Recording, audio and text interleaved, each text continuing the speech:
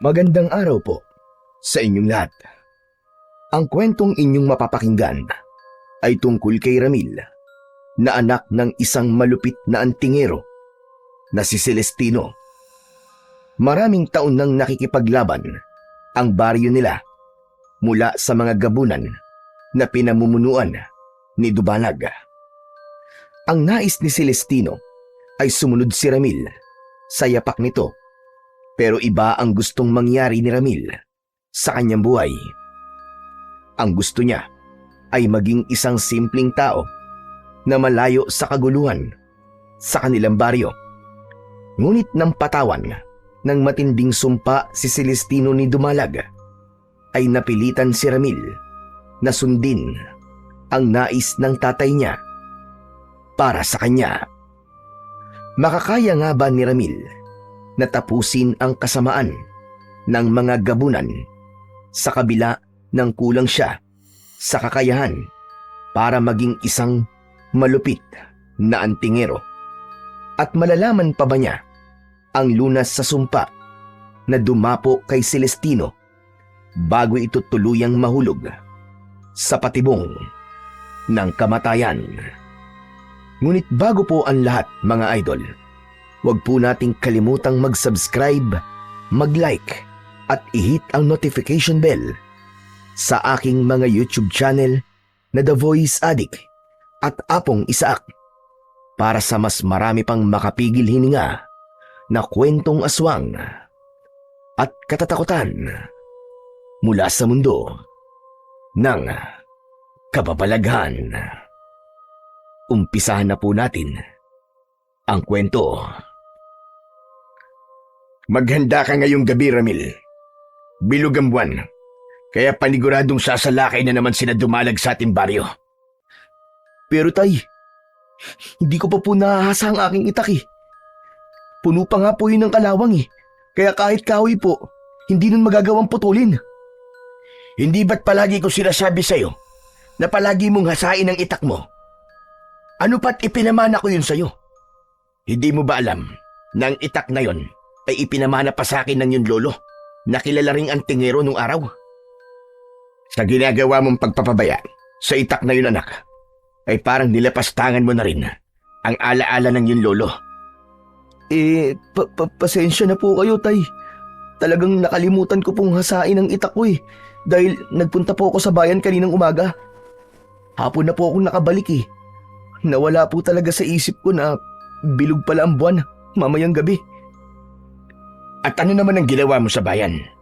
Bakit umalis ka nang hindi nagpapaalam sa akin?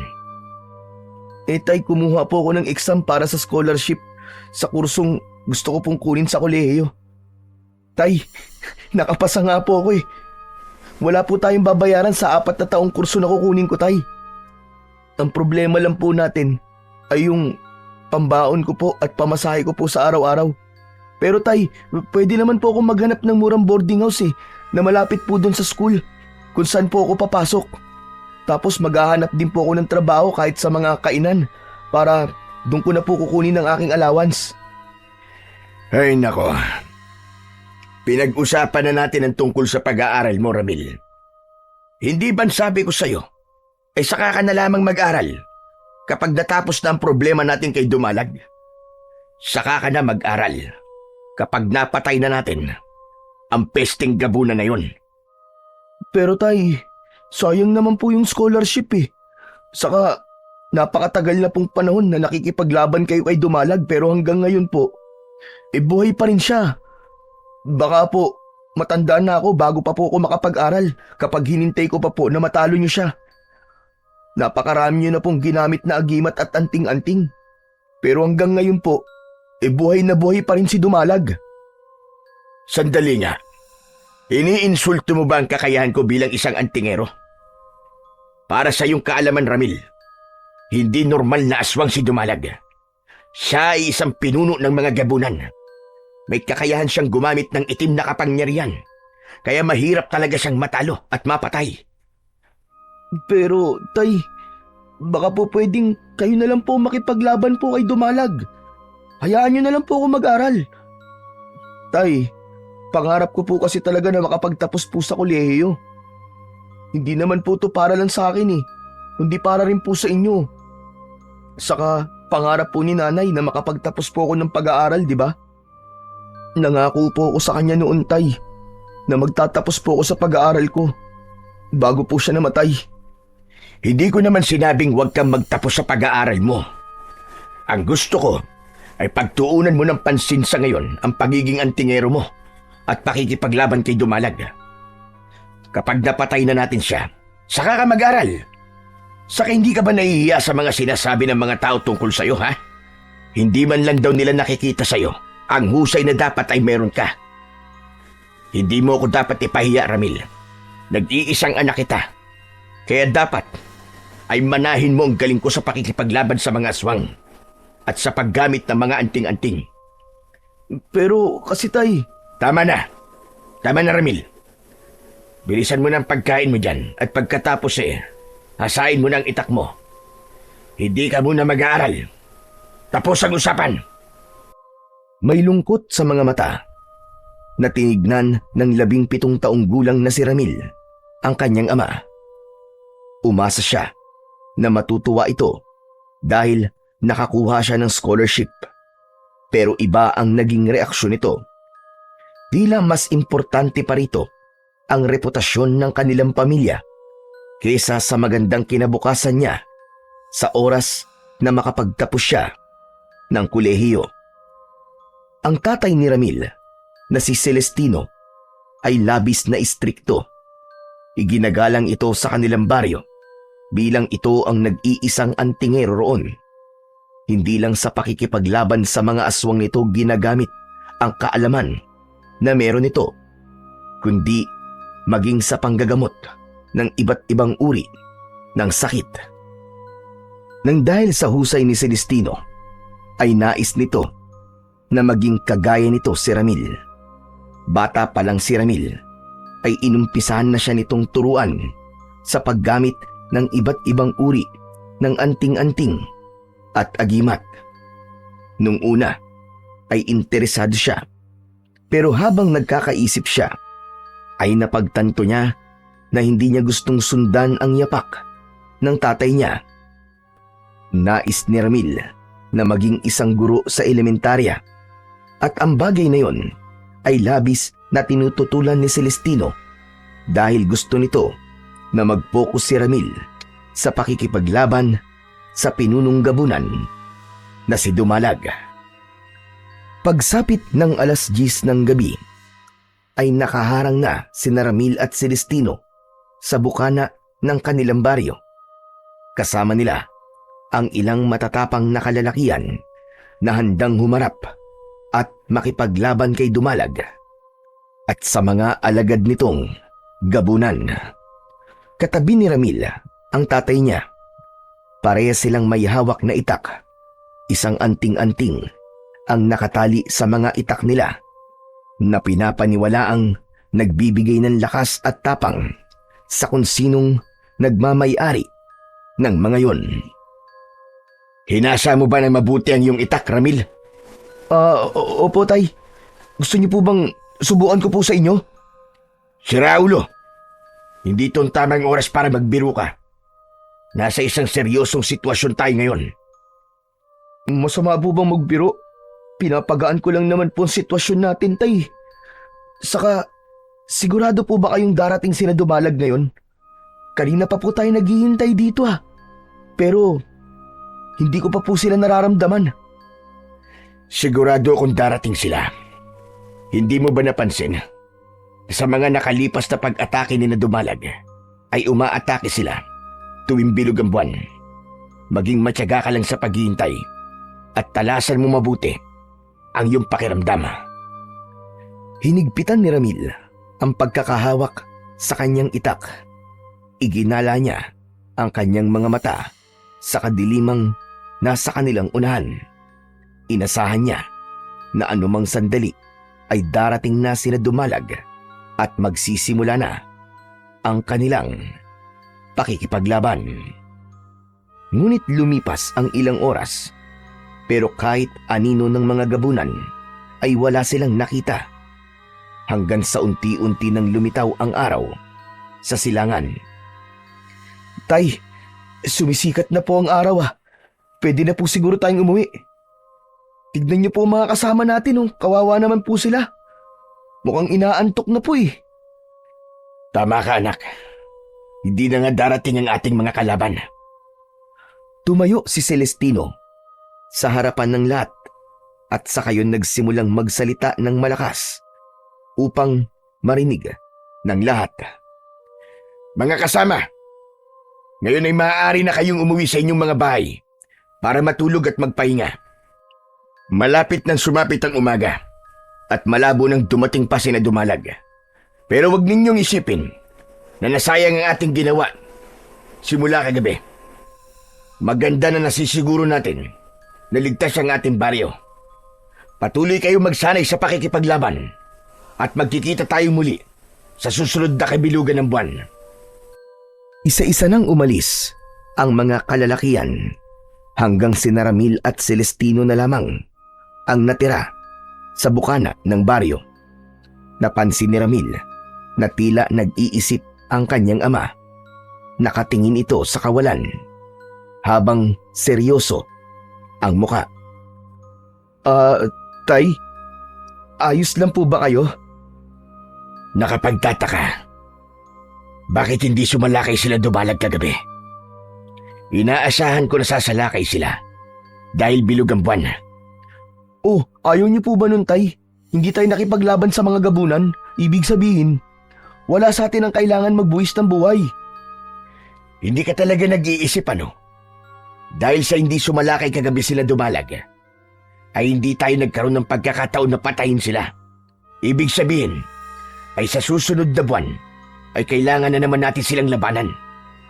Isa pa, nagtataka rin ako kung bakit hindi sila sumalakay kahit bilog na ang buwan kagabi.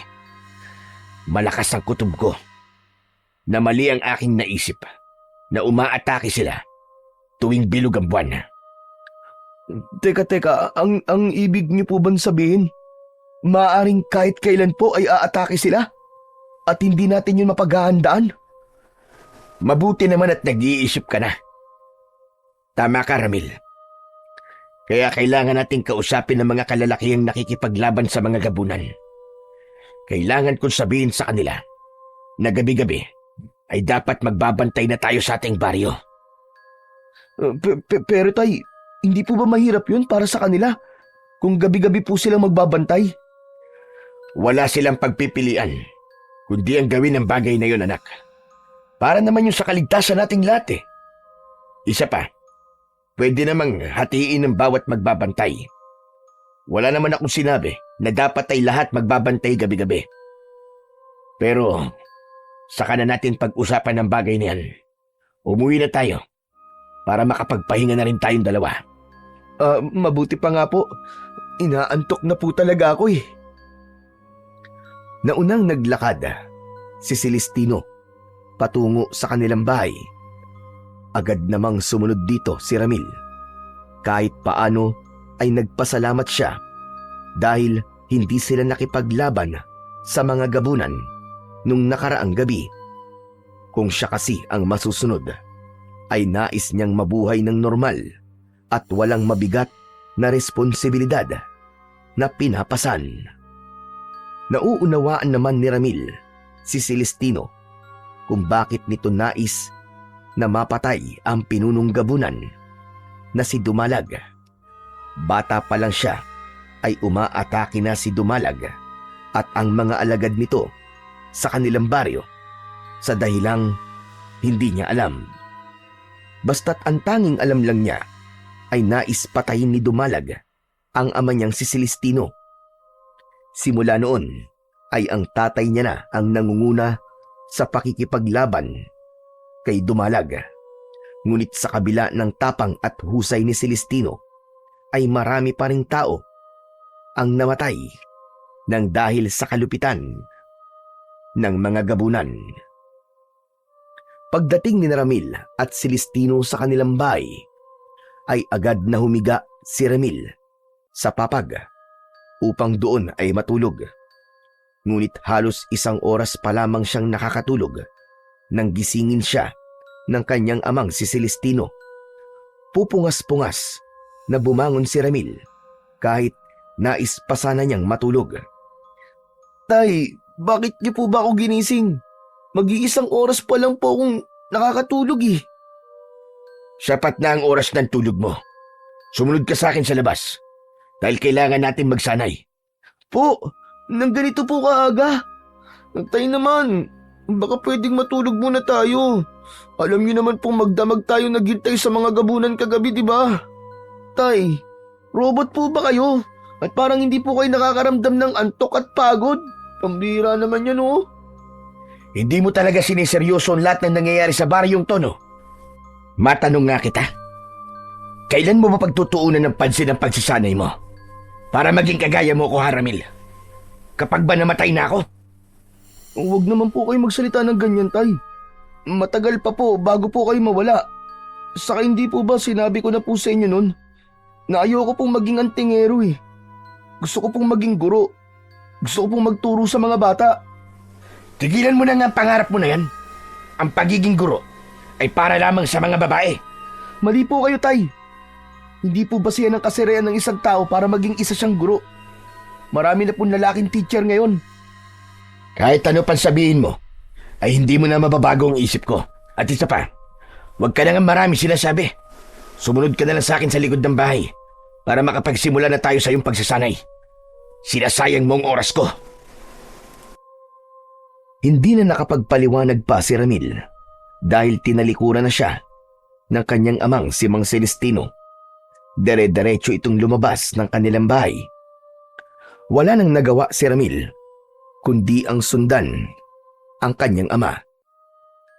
Nang makarating siya sa likod ng kanilang bahay, ay inabot ni Mang Celestino kay Ramil ang itak.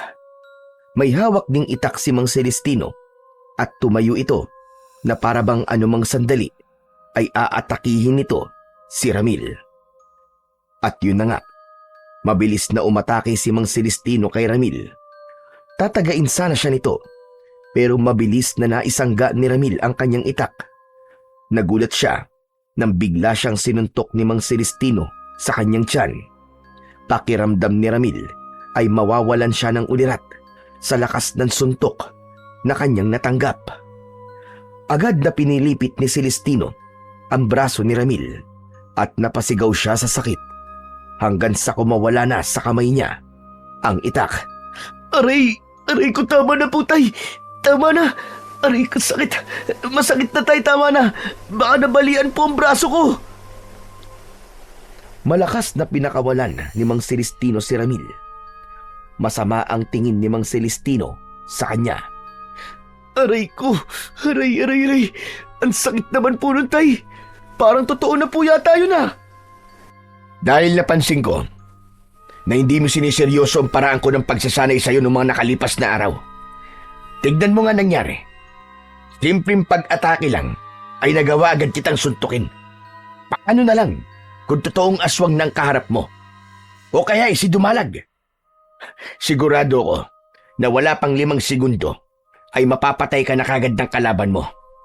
Dapat ay wag mong ibababa ang iyong depensa sa pakikipaglaban, anak. Pasensya na po. Hindi ko naman po alam na ganitong klase ng pagsasanay ang gagawin natin eh. Dati kasi tinuturuan nyo lang ako ng tamang pag-atake at pagdepensa. Tapos, ang kinakalaban ko ay ang puno ng saging o hindi naman kaya sako na may laman na buhangin. Aray ko, ang sakit na tiyan ko. Tapos na tayo sa ganung uri ng pagsasanay. Dahil hindi ko nakikitang humuhusay ka sa ganung paraan.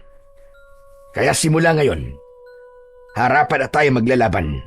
At kailangan mong maging magaling. Pero Tay, ayoko po talaga maging kagaya nyo eh. Baka po pwede nyo akong hayaan na mag-aral na lang. Hindi po talaga para sa akin ang pakikipaglaban sa aswang, Tay. Tumahimik ka nga, Ramil. Hindi ikaw magdidesisyon sa kung ano ang magiging buhay mo. Ako ang tatay mo. Kaya ako ang nakakaalam kung ano mas makabubuti para sa'yo. Maniwala ka. Darating ang panahon na magpapasalamat ka sa akin. Ngayon, kunin mong yung itak at itutuloy na natin ang ating pagsasanay. Labag man sa kalooban ni Ramil, ay dinampot pa rin niya ang kanyang itak. Tumayo siya ng maayos at matiim ang mga matang tinignan niya si Mang Celestino. Nang mga sandaling yun ay naisip niyang pagbigyan muna ang kanyang ama at umasa siya na darating ang panahon na mauunawaan ito kung ano talaga ang gusto niyang mangyari sa kanyang buhay. Matapos ang nakakapagod na pagsasanay, ay umalis muna si Mang Celestino, habang si Ramil naman ay naiwang mag-isa sa kanilang bahay. Masakit ang buong katawan niya at nasugatan pa siya ng itak sa kanyang braso. Siya mismo ang naglinis at naglagay ng benda at gamot sa sugat niya. Habang nakaupo si Ramil sa labas ng kanilang bahay, ay dumating ang kaibigan niya na si Carding. Nakangiti yung lumapit sa kanya. Uy pare, ano? Kumusta ang pakikipaglaban nyo kina Damulag kagabi? Uy, teka. Sugat ba yung nasa braso mo? Kaya may benda ka?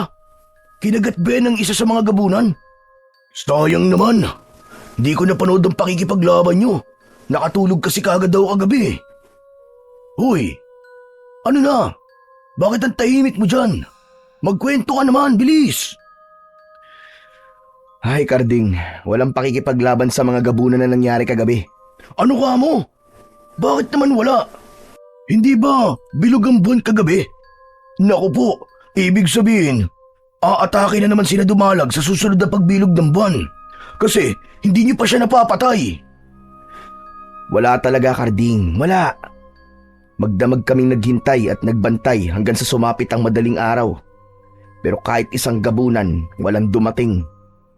Pero ayos lang yun kasi hindi kami napagod sa pakikipaglaban at walang buhay ang nawala. Kahit hindi kayo nakipaglaban kagabi, bakit may sugat ka dyan sa braso mo? Si tatay ang may gawa nito. Ano ka mo? Paano si Mang Celestino may gawa niyan kung bakit may sugat ka sa braso?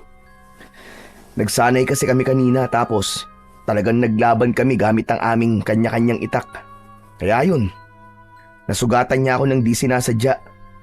Ay nako, grabe na pala talaga ang pagsasanay na ginagawa mo ha. Kung ako siguro yan, baka matagal na akong sumuko. Buti na lang talaga at hindi ako anak ng isang antingero o kaya inang manunugis. Ayos na sa akin ang anak ako ng magbubuko. Kaya heto, umaakit ako ng nyug bilang trabaho. Mas okay na rin yun sa akin kesa naman sa nakikipaglaban ako sa mga gabunan, di ba?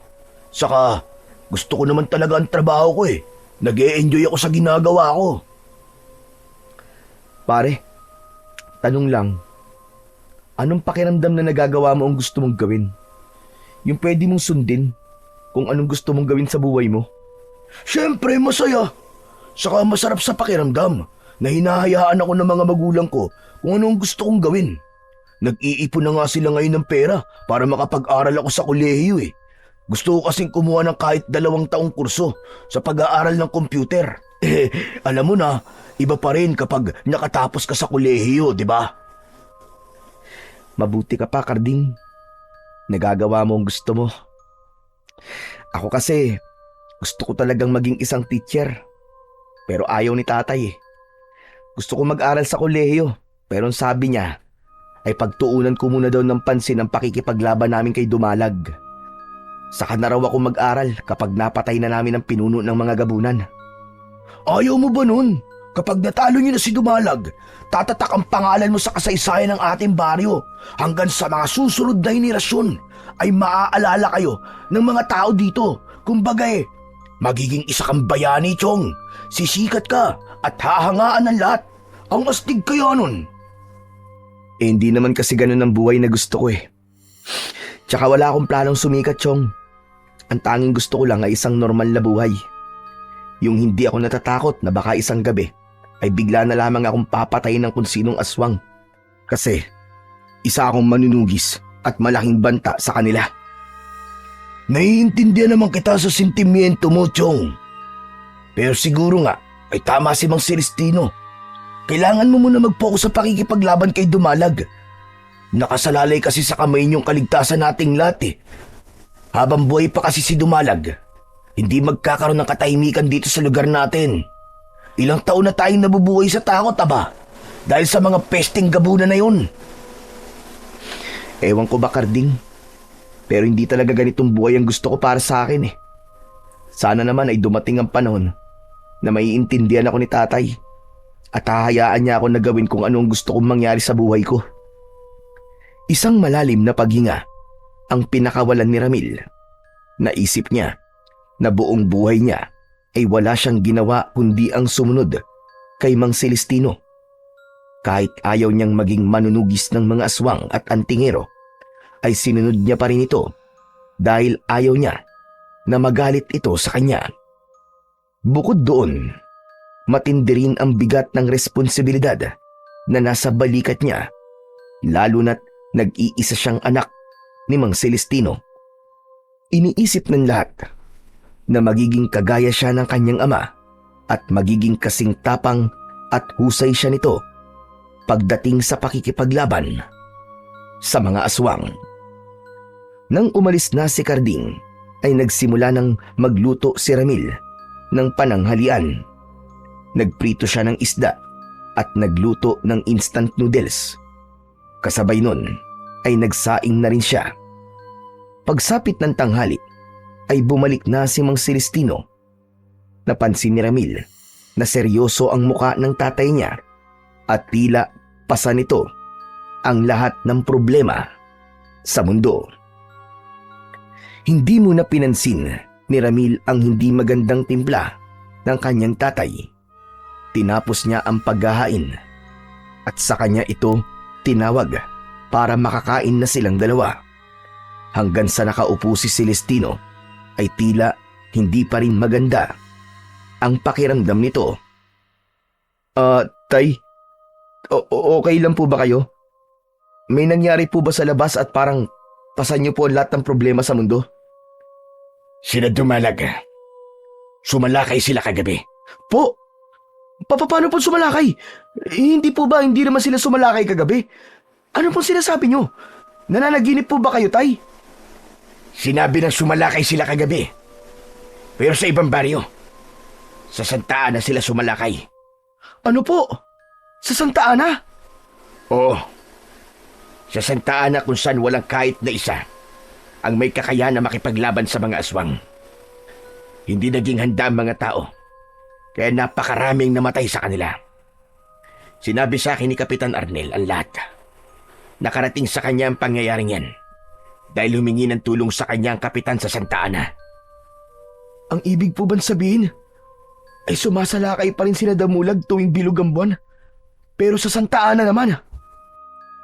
Maaaring hindi lang sila sa Santa Ana sumalakay sa mga susunod na pagbilog ng buwan, anak. Pwede na silang sumalakay sa iba pang baryo o hindi kaya dito sa baryo natin. Talagang pinapahirapan tayo ng hayop na Dumalag na yun. Pinapahirapan niya tayong matalo siya. Kaya kung saan-saan siya sumasalakay. Tay, ano na pong gagawin natin ngayon? Ano pong plano? Hindi po ba ang sabi niyo gabi-gabi na pong magbabantay ang mga nakikipaglaban sa mga gabunan dito po sa baryo natin? Hindi na gano'n na magiging plano. Dahil sigurado pa rin ako na tuwing bilog ang buwan ay sumasalakay ang mga gabunan. Ngayon ko lang ulit naisip na kaya nila pinipiling sumalakay kapag bilog ang buwan ay dahil mas malakas ang mga gabunan kapag buo at napakaliwanag ng buwan. Kailangan nating magtungo sa iba't ibang baryo na malapit dito sa ating lugar upang mabigyan sila ng babala. Sa ngayon, yun lamang ang maitutulong natin sa kanila. Kailangan nilang maging handa sa susunod na pagbilog ng buwan. May takot na lumukob kay Ramil sa mga sinabi ng kanyang tatay. Naisip niya na dahil wala na silang ideya sa kung saan susunod na atake sina Dumalag, ay tunay na mahihirapan na sila na talunin at patayin nito.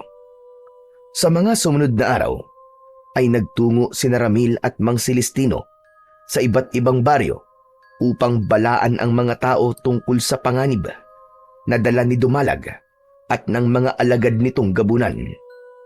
Habang nakikita ni Ramil ang reaksyon ng mga tao, ay lalo niyang naunawaan kung gaano kalaki ang banta at bigat ng laban na nakaatang sa kanilang mag-ama. Kasabay noon ay tuloy-tuloy na nagsanay si Ramil sa ilalim ng kanyang ama. Kahit labag sa kanyang kalooban, ay pinilit niyang sundin ang mga utos ng ama niyang si Mang Celestino. Araw-araw ay pinapasan niya ang hirap ng pagsasanay sa paggamit ng mga agimat at orasyon at maging sa pisikal na pakikipaglaban. Mabilis na lumipas ang mga araw at linggo hanggang sa dumating na naman ang muling pagbilog ng buwan. Nang panahon na yon ay tuluyan ang tinanggap ni Ramil na hindi niya na magagamit ang scholarship na kanyang nakuha. Hindi man bukal sa kanyang kalooban na makipaglaban sa mga aswang, ay naisip niya na yun ang tamang bagay na gawin niya kahit pansamantala lang. Kinagabihan, habang naghahapunan si Ramil, ay ramdam niya ang kaba na meron ang kanyang ama. Ramil anak, hinasa mo ba ang itak mo? Baka naman kinalimutan mo na naman na gawin yun, ha? Hindi na po, tay. Hinasa ko na po yung kaninang umaga. Ay, oo nga pala, tay. Nakapag-desisyon na po ako na magpo-focus-focus sa pagsasanay at pakikipaglaban kina Dumalag. Totoo na ba yan, anak? Baka naman nagbibiro ka lang. Totoo po ang sinasabi ko, tay. Naisip ko po kasi na mas kailangan talaga tayo ng mga tao. Pero sana po, kapag napatay na po natin si Dumalag, ay hayaan niyo na po akong makapag-aral sa kolehiyo. Sana po payagan niyo na po akong maging isang guro. Walang problema, anak. Basta matapos na ang problema natin kay Dumalag, ay maaari ka na mag-aral. Pero hindi ako pumapayag na kumuha ka ng kurso para maging isa kang guro. Gusto ko na maging pulis ka o hindi kaya ininyero. Mas bagay sa iyo ang ganun dahil ikaw ay lalaki. Pero tay, gusto ko po talaga maging isang teacher eh. Gusto mo ba magtalo pa tayo ngayon, anak? Sinabi ko ng pambabae lang ang pagiging guro eh. Sa kayo ko munang pag-usapan ng bagay na yan ngayon. Dahil kailangan natin pagtuunan ng pansin ang laban na maaari nating kaharapin mamaya. Sige na, bilisan mo nang kumain dyan. At wag nang kung ano-ano pa ang sinasabi mo. Nais pa sanang ipaliwanag ni Ramil kay Mang Celestino ang panig niya. Pero napagtanto niya na kahit na anong paliwanag pa ang gawin niya, ay hinding-hindi ito makikinig sa kanya. Ugali na kasi ng tatay niya na kung ano ang pinaniniwalaan nito, ayun na ang papanigan nito. Pagsapit ng 10:00 ng gabi, ay nakaharang na sa bukana ng baryo sina Ramil at Mang Celestino. Gaya ng dati, ay kasama pa rin nila ang ilang kalalakian na dala ang kani-kanilang mga sandata. Bilog na bilog at napakaliwanag ng buwan na parabang nakatingin yun sa kanila at naghihintay na masaksihan ang isang madugong digmaan na maaaring mangyari anumang sandali. Tay, sa tingin niyo po ba, dito sa baryo natin sa Salakay sila Dumalag? Hindi ko alam. Maaaring dito o di naman kaya ay sa ibang baryo.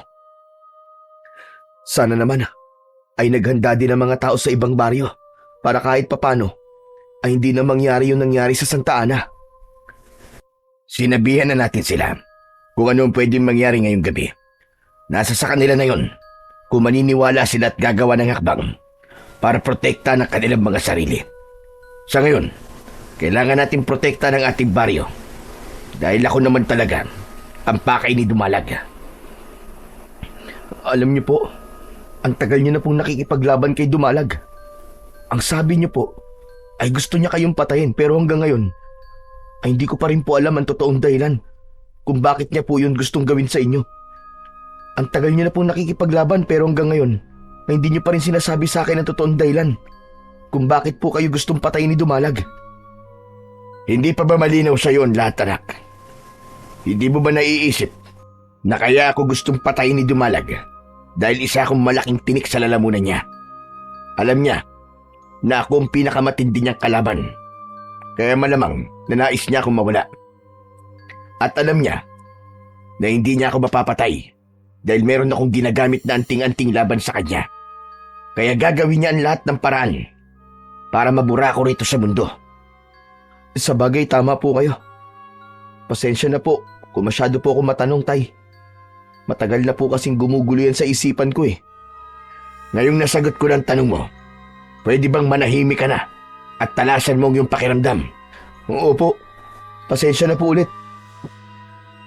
Hindi na muling nagsalita pa si Ramil at nakiramdam siya sa paligid. Wala siyang nararamdamang hindi maganda at tila normal naman ang lahat. Pero hindi siya nagpakampante. Ilang beses na rin siyang sumama sa pakikipaglaban kay Dumalag at may mga pagkakataon na umaatake ang mga ito sa hindi inaasahang oras. Lumipas ang 2 oras pero wala pa ring mga gabunan ang dumarating. Bahagya ng nakaramdam ng pagkainip si Ramil. Nangangalay na ang kamay niya sa paghawak sa kanyang itak na sa totoo lang ay merong kabigatan. Tay, parang hindi naman aatake rito sina Dumalag. Hating gabi na, di ba? Hindi kaya sa ibang baryo sila sumasalakay? Masyado pang maaga para sabihin mo yan. Hindi tayo aalis dito hanggat hindi sumisikat ang araw. Maya-maya pa ay may narinig silang sigawan ng mga tao sa kung saan. Sabay-sabay silang lumingon sa kanilang likuran hanggang sa isang umiiyak na babae ang humahangos na dumating. Ipinaalam sa kanila ng babae na umaatake sa baryo nila ang mga gabunan. Ayon dito ay sa ibang direksyon pumasok ang mga yon at ang hinala nito ay sa gubat dumaan ang mga gabunan. Anak ng tutsa, oo. Naloko na naman tayo ni Dumalag sa pangalawang pagkakataon. Mukhang tumatalino at natututo na silang mag-isip sa pagkakataon to, ha. Humanda kayo! Magtungo tayong lahat sa direksyon ng gubat. Lumaban tayong lahat sa abot ng ating makakaya. Sabay-sabay na tumakbo si Ramil sa direksyon ng gubat na nasa dulong bahagi ng baryo. Sa kabila ng takot at kaba dahil sa walang kasiguraduhan ang mangyayari sa gabing yon, ay pilit pa rin nilakasan ni Ramil ang kanyang kalooban. Hindi nagtagal ay narating na nila ang parte ng baryo kung saan umaatake ang mga gabunan. Ang mga yun ay mga nakakatakot na uri ng aswang na may napakaitim na balat at mahabang puting buhok. Ang mga mata ng gabunan ay purong puti. Merong matutulis na kuko ang mga yon na ginagamit ng mga ito sa pag-atake. Ramil, sumama ka sa mga makikipaglaban. Yung iba naman ay iligtas sa mga tao at dalhin sila sa isang ligtas na lugar. Agad na kumilos si Ramil at ang mga kalalakihan. Buong tapang na hinarap ni Ramil ang isang gabunan. Tinaga niya ito sa balikat at saka sinaksak sa tiyan, habang ang iba naman ay nagsimula na ring makipaglaban, kabilang si Mang Celestino. At sa gitna ng kanilang pakikipaglaban ay dumating na si Dumalag. Mas matangkad si Dumalag kumpara sa mga alagad nitong gabunan at mas nakakahindik ang itsura nito. Ramil, tulungan mo akong harapin si Dumalag. Opo, Tay! Magkasamang humarang si Ramil at Celestino kay Dumalag. Isang nakakatakot na ngisi ang pinakawalan ni Dumalag. Kayong mag-ama na naman ang haharap sa akin. Hindi ba kayo napapagod na ilang beses nyo na akong pinagtutulungan, ngunit hanggang ngayon ay hindi pa rin kayo nagtatagumpay na ako ay paslagin? Hindi sa gabing ito. Sisiguraduhin kong mamamatay ka na ngayong gabi, Dumalag. Naunang sumugod si Mang Celestino kay Dumalag. Habang tumatakbo ito, ay hawak nito ang nakasabit na anting-anting sa leeg nito. Nagawa nitong tagain si Dumalag sa braso. Napaiktad si Dumalag sa sakit. Ngunit agad nitong tinulak si Mang Celestino at tumilapo nito sa lupa. Si Ramil naman ang umatake sa pinunong gabunan. Ngunit sinalubong siya ni Dumalag at bumaon ang matutulis nitong kuko sa kanyang dibdib. Malakas siyang sinuntok ni Dumalag sa muka. Labis na nahilo si Ramil, kaya napahiga na rin siya. Unti-unting lumapit si Dumalag kay Ramil habang humahalakhak. Sigurado ko na kapag nagtagal ay magiging isang malaking tinik ka sa akin. Kaya habang hindi ka pa malakas, ay kailangan na kitang patayin. Hindi mo ako mapapatay, Dumalag! Tumawa ng nakakaloko si Dumalag. Nang akmang aatake na ito kay Ramil, ay mabilis na tumayo si Mang Celestino at iniharang nito ang sarili. Dinakma ni Dumalag sa leeg si Mang Celestino at walang kahirap-hirap nitong iniangat ito sa lupa. "Pakawalan mo ang tatay ko! Hayop kang gabunan ka!" Pinilit ni Ramil na tumayo pero hindi siya nagtagumpay. Labis ang panghihina niya dahil sa lalim ng sugat sa kanyang dibdib. Sa kabila ng sitwasyon ni Mang Celestino ay hindi ito nagpakita ng takot kay Dumalag. Sa tingin mo ba ay magagawa mo akong patayin? Baka nakakalimutan mo na meron akong anting-anting laban sa iyo. Tama ka, Celestino. Hindi nga kita mapapatay. Kahit ang sugatan ka ay hindi ko magagawa. Pero ano ba tingin mo sa akin? Hindi nag-iisip? Ano ba sinasabi mo? Biglang umusal ng mga salita si Dumalag na ito lamang ang nakakaintindi. Matapos yun ay ibinuka nito ng malaki ang bibig nito.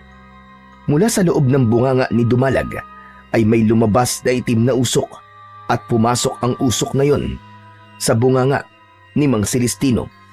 Nang bitiwan ni Dumalag si Celestino ay napaluhod ito sa lupa. Kahit nahihirapan ay pilit na nilapitan ni Ramil ang kanyang ama.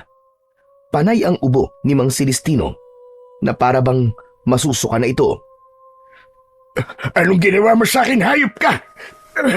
Anong ipinasok mo sa katawan ko? Isang sumpa na magpapahina sa iyong katawan. Gaya na sinabi mo, hindi kita kayang sugatan at patayin. Kaya nilagyan na lamang kita ng isang sumpa na unti-unting lalamon sa lakas mo bilang isang malupit na antingero. Isang sumpa na magtatanggal ng kakayahan na lumaban. Unti-unting manghihina ang iyong katawan hanggang sa ikaw na mismo ang kikitil sa sarili mong buhay dahil wala ka ng silbi.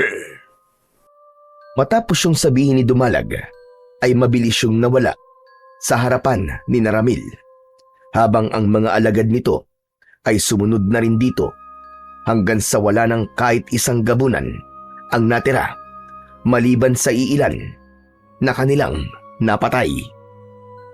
Nag-aalalang hinaplos ni Ramil ng paulit-ulit ang likod ni Mang Celestino.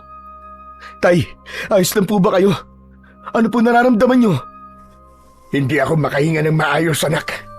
"Dadaling ko na po kayo sa bahay. Ipapatawag ko po agad si Mang Erning para magamot po kayo." Huwag mo na akong intindihin, anak. Ang mga tao, tulungan mo muna sila. Mas kailangan nila ang tulong mo. Sige na, Ramil. Bilisan mo, tulungan mo sila. "Pero tay..." Sundin mo na lang ako. Sinabi ng kaya kong sarili ko eh. Ang mga tao ang unahin mo. Lalo na ang mga sugatan. Sige na, anak. Napilitang tumayo si Ramil pero hindi siya umalis sa kanyang kinatatayuan. Hindi niya inalis ang tingin kay Mang Celestino na nahihirapan sa pagtayo. Kapansin-pansin din ang labis na pamumutla ng balat nito.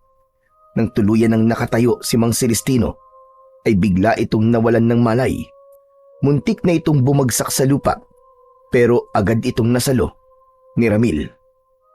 "Tulong! Tulong si tatay! Tulungan niyo kami!"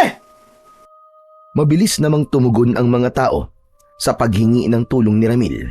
Binuhat ng dalawang lalaki si Mang Celestino upang dalhin sa bahay ni Ramil. Habang nakasunod si Ramil sa may dala sa tatay niya, ay panay ang usal niya ng dasal na sana ay walang kung anong masamang mangyari dito. Agad na ipinatawag ni Ramil ang albularyo sa kanilang baryo na si Mang Erning. Hindi mapakali si Ramil habang ginagamot ng albularyo ang kanyang ama.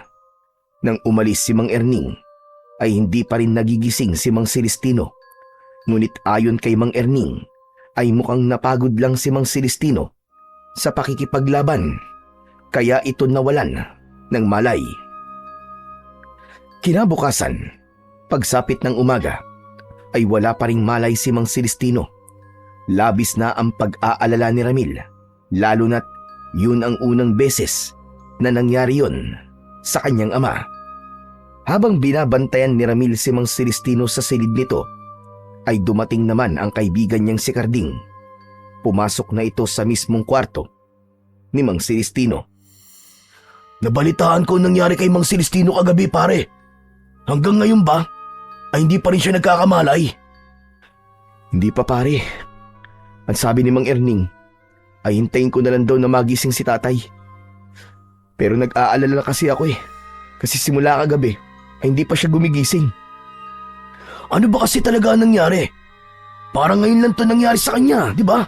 Napakaraming beses ang nakipaglaban ng tatay mo. Pero ngayon lang siya napagod ng ganyan at tumantong pa na nawalan siya ng malay. Hindi simpleng pagod lang ang nangyari kay tatay. Sigurado ko na may kinalaman dito ang ginawa ni Dumalag kay tatay kagabi. May sumpa siyang ipinasok sa katawan ni tatay at ang sabi ni Dumalag ay gagawin ng mahina ang tatay ko. Mawawalan daw si tatay ng kakayahan na makipaglaban. Diyos ko, kinilibutan naman ako sa sinabi mo, pare. Pero hindi ba may proteksyon si Mang Celestino laban kay Dumalag at sa mga alagad nitong gabunan? Ang proteksyon na yun ay para lamang sa pag-atake na manggagaling sa mga gabunan. Pero iba na kapag isang sumpa ang ginamit ni Dumalag laban kay tatay. Carding, natatakot ako na baka may masamang mangyari kay tatay. Hindi ko kayang mawala siya, Chong. Huwag ka naman mag-isip ng ganyan. Malakas at matapang ang tatay mo, kaya sigurado ko na malalagpasan niya yan. Saka nandiyan naman si Mang Erning, di ba? Magaling siyang albularyo, kaya mapapagaling niyan tatay mo. Magtiwala at magdasal ka lang. Sana nga, pare. Sana nga. Hindi ko talaga alam ang gagawin ko kapag pati si tatay ay nawala sa akin. Marahang tinapik ni Carding sa balikat si Ramil. Kahit paano ay nabawasan ang bigat sa dibdib ni Ramil dahil sa presensya ng kanyang kaibigan. Nang tignan niya ang wala pa ring malay na si Mang Celestino, ay may awang humaplos sa kanyang puso. Kahit tila natutulog lamang yun, ay bakas sa mukha nito ang hirap na pinagdadaanan. Natatakot din siya na baka ang sumpang ipinataw ni Dumalag kay Mang Celestino ay maging dahilan ng tuluyan nitong pagbagsak. Nang mga sumunod na araw, ay muling pinuntahan ni Mang Erning si Mang Celestino upang gamutin. Ngunit sinabi nito kay Ramil na hindi nito kayang pagalingin ang kanyang ama dahil masyadong malakas ang sumpa na inilagay dito ni Dumalag. Ayon sa albularyo, ay hindi nasakop ng kakayahan nito ang mga ganong bagay. Labis na nanlumo si Ramil sa kanyang mga narinig. Nang umalis na ang albularyong si Mang Erning, ay lumuluhang nilapitan ni Ramil ang wala pa ring malay na si Mang Celestino. Maigpit niyang hinawakan ang nanlalamig nitong mga kamay. Tay, lumaban po kayo. Tay, huwag niyo pong hahayaan na ang sumpang yan. Ang tumalo po sa inyo, tay. Hindi ko po kaya na pati po kayo'y mawawala sa akin. Parang awa niyo na po, tay. Gumising na po kayo. Napanganga si Ramil nang maramdaman niya ang paggalaw ng kanyang ama na si Mang Celestino. Hindi nagtagal ay marahang bumukas ang mga mata nito. Kulang na lang ay tumalon sa labis na kasiyahan si Ramil dahil sa wakas ay nagising na ang tatay niya. Salamat po sa Diyos at nagkamalay na po kayo, tay. Akala ko po talaga hindi na po kayo magigising. Bakit ka umiiyak, anak? Ano bang tingin mo? Patay na ako? Hindi naman po. Nag-aalala lang po kasi ako para sa inyo. Simula po kasi nung gabing nakipaglaban tayo kina Dumalag, ngayon lang po kayo ulit nagising . Ganun ba? Ang akala ko talaga, sandali lang ako nakatulog. Pero tay, kumusta na po ang pakiramdam nyo? Ang sabi po ni Mang Erning ay hindi niya kayang alisin ang sumpang inilagay po sa inyo ni Dumalag. Masyado raw po kasi yung malakas. Walang kahit anong sumpa ang makakapagpabagsak sa akin, anak. Tignan mo nga, at nagising pa ako. Saka wala naman ako nararamdamang kakaiba sa aking katawan. Gaya pa rin ako ng dati. Malakas pa rin ako. Sigurado po ba kayo, Tay? Bakit parang nagdududa ka? Katawan ko to. Kaya ako ang nakakaalam sa nangyayari rito. Sandali. May pagkain ba tayo, anak? Nagugutom at nauuhaw ako. May niluto po ako kanina na ginataan langka. Saka may kanin din po tayo. Mabuti naman. Tama-tama. Dahil ang paborito kong ginatang langka ang niluto mo. Teka, Tay, ipaghahain ko lang po kayo. Tapos kapag okay na po, tatawagin ko na lang po kayo, Tay. Sige, anak. Bilisan mo at gutom na ako. Masayang lumabas si Ramil sa kwarto ng kanyang ama na si Mang Celestino. Hindi siya makapaniwala na tila walang naging epekto sa tatay niya ang sumpa rito ni Dumalag. Talaga palang napakalakas ni tatay sa kanang mga anting-anting niya. Parang hindi nga tumalab sa kanyang sumpang yun ni Dumalag. Binilisan ni Ramil ang paghahain ng pagkain. Nang matapos na siya, ay pasigaw niyang tinawag ang kanyang tatay. Tay, pwede na po kayong kumain. Pumunta na po kayo rito. Hinintay ni Ramil na lumabas si Mang Celestino ng kwarto nito. Pero lumipas ang ilang minuto ay hindi pa rin ito lumalabas. Muli niyang tinawag ang tatay niya hanggang sa makarinig siya ng tila nahulog na kung ano sa sahig. Nababahalang tumakbo si Ramil sa kwarto ni Mang Celestino at nagimbal siya nang makita ang tatay niya na nakahandusay sa sahig. Agad na nilapitan ni Ramil si Mang Celestino na patuloy na pinipilit na tumayo. Tay, ano po nangyari sa inyo? Hindi ko alam, anak. Pero hindi ko magawang maihakbang ang aking mga paa. Pakiramdam ko ay parang lantang gulay ang aking mga binti. Marahil ay masyadong napatagal ang aking pagkakahiga. Siguro may naipit na ugat sa aking binti, kaya hindi ako makalakad. Pero huwag ka mag-alala, anak. Sigurado ko na kailangan ko lang itong ipahinga. Tapos makakalakad na rin ako maya-maya. Pero hindi po kaya yan po ang epekto sa inyo ng sumpa ni Dumalag? Hindi kaya unti-unti na itong kumakalat sa inyong katawan? Hindi totoo yan, Ramil. Sinasabi mo ba na dahil sa sumpang yun ay hindi na ako makakalakad? Tay, baka po kasi yun ang isa sa mga epekto ng sumpa eh.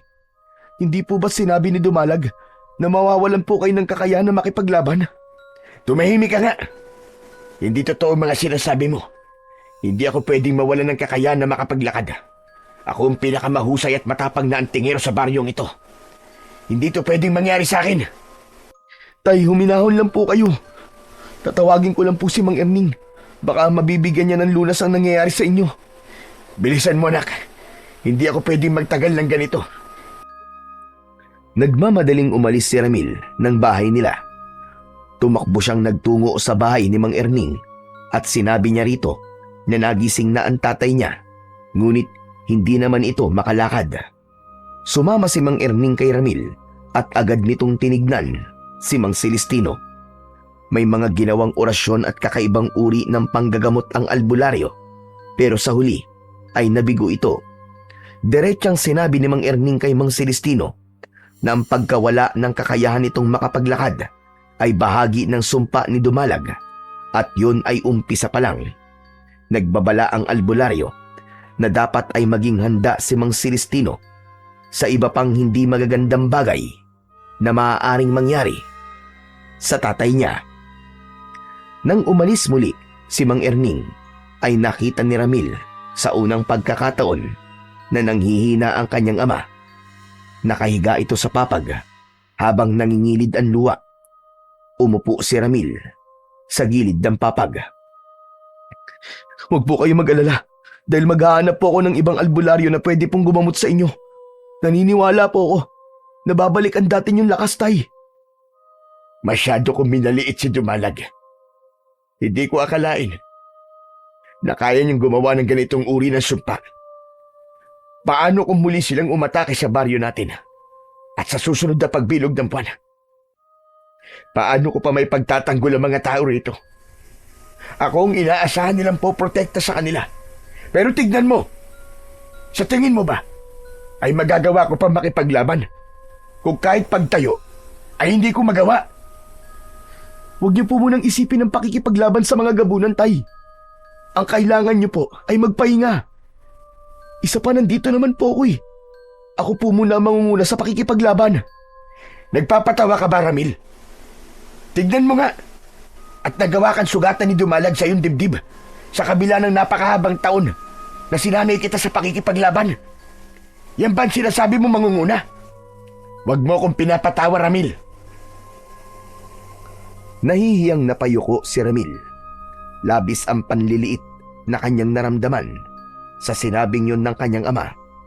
Ngunit inintindi na lang niya na may hindi ito magandang pinagdadaanan, kaya ito nakapagsalita ng masakit sa kanya. Nang mga sumunod na araw, ay naghanap si Ramil at Karding ng ibang albularyo. Nagtungo sila sa iba't ibang baryo upang hanapin ang manggagamot na sa tingin nila ay may kakayahang alisin ang sumpa ni Dumalag kay Mang Celestino. Marami naman silang nakita at nakilala. Lahat ng yun ay sinubukang gamutin si Mang Celestino. Ngunit kahit isa sa mga yun ay walang nagtagumpay. Habang lumilipas ang araw, ay unti-unting nakita ni Ramil ang epekto ng sumpa ni Dumalag kay Mang Celestino.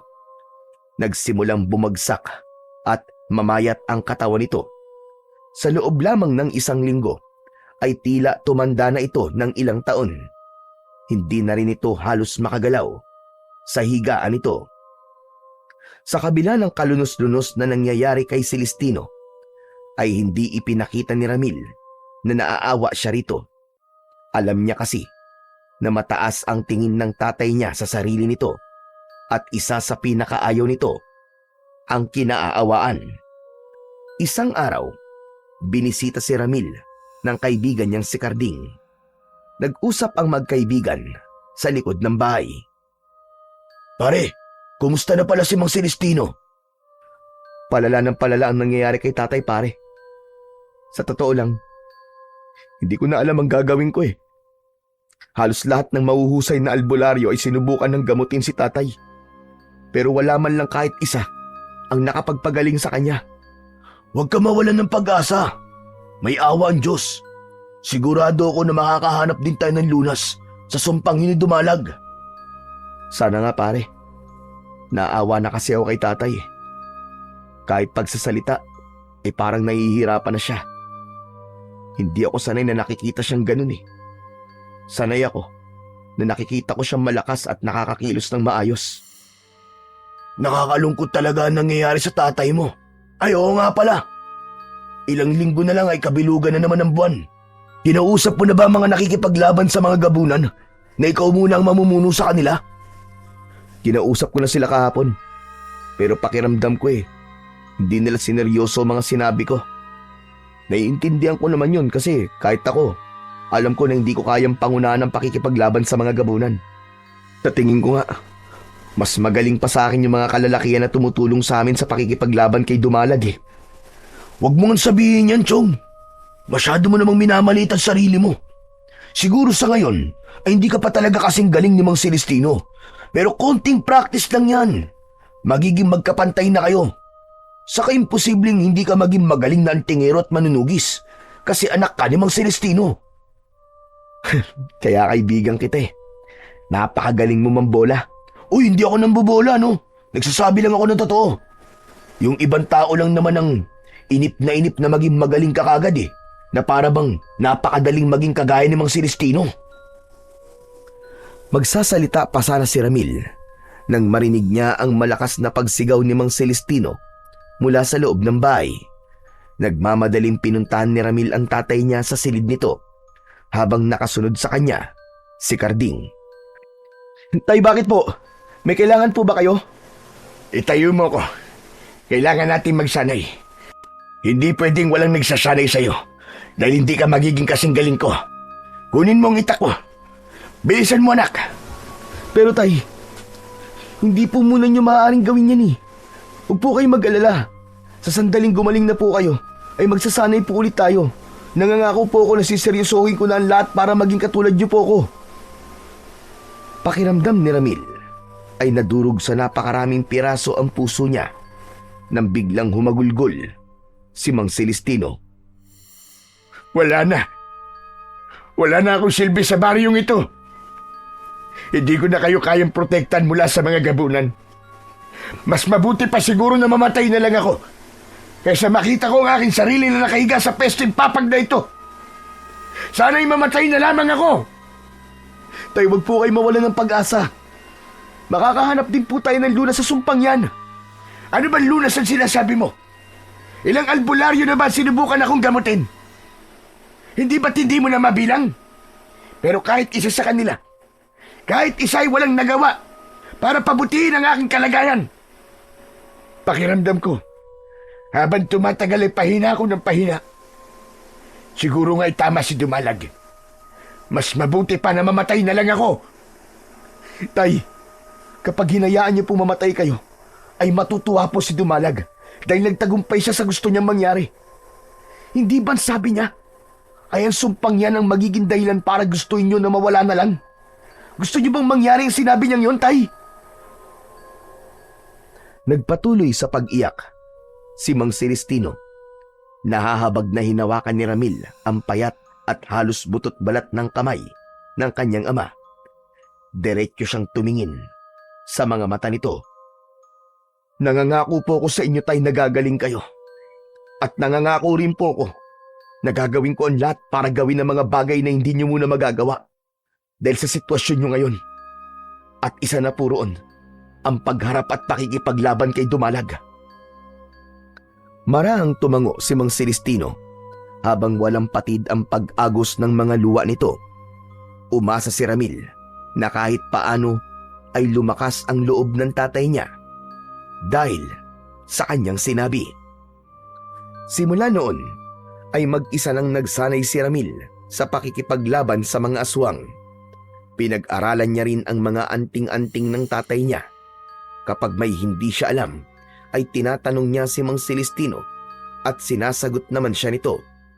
Kahit nahihirapang magsalita, ay itinuro pa rin ni Mang Celestino kay Ramil ang mga dasal at orasyon upang mas maging mabisa ang mga anting-anting na sa tingin ni Ramil ay magagamit niya sa pakikipaglaban sa mga gabunan. Hanggang sa sumapit na ang gabi kung saan bilog na naman ang buwan. Bago lumabas si Ramil ng bahay, ay pinuntahan niya muna si Mang Celestino sa kwarto nito. Tay, bilog po ang buwan ngayon. Lalabas po muna ako para samahan ng mga nakikipaglaban sa mga gabunan. Sigurado ka ba na kaya mo silang pamunuan, anak? Yung totoo po, hindi po talaga, Tay. Ramdam ko po na hindi ko pa nakukuha ang tiwala nila. Pero susubukan ko po. Ako ang dapat na gumagawa ng gagawin mo ngayong gabi, anak. Kung hindi lang sana ako tinablan ng sumpa ni Dumalag, ay kasama mo kong haharap sa kanila. Nakakahiya rin sa mga kasama natin sa pakikipaglaban dahil ito ang unang beses na hindi niyo ako makakasama. Tay, naiintindihan ka po nila. Kaya wala kang dapat po na ikabahala.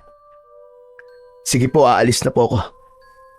Darating po pala mamaya dito si Karding para bantayan po kayo. Sige anak, mag-iingat ka. Ipagdarasal ko na lang na magtagumpay ka. Nakangiting tumango si Ramil at saka siya tuluyang lumabas ng silid na yon. Kinuha na niya ang kanyang itak at ipinulupot niya sa hawakan nun ang isang anting-anting.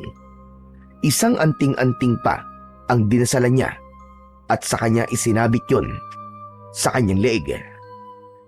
Pagbukas ni Ramil sa pinto ay sakto nakakatok na sana si Karding. Uy, sakto pala ang dating ko. Mukhang paalis ka na, Chong. O paano? Ikaw na munang bahala kay tatay, ha? Huwag mo siyang pababayaan. Huwag ka mag-alala. Nasa mabuting kamay ang tatay mo. Basta mag-iingat kayo, pare, ha. Sana naman ay hindi umatake ngayong gabi sina Dumalag. Matapos yun, ay umalis na si Ramil. Nagpunta siya sa liwasan kung saan nagtitipon ang mga kalalakihang makikipaglaban sa mga gabunan. Nang makita siya ng mga yon, ay nagkaroon ng bulungan. Muling naramdaman ni Ramil ang kawalan ng tiwala ng mga yon sa kanya. Tumayo si Ramil sa harapan ng lahat.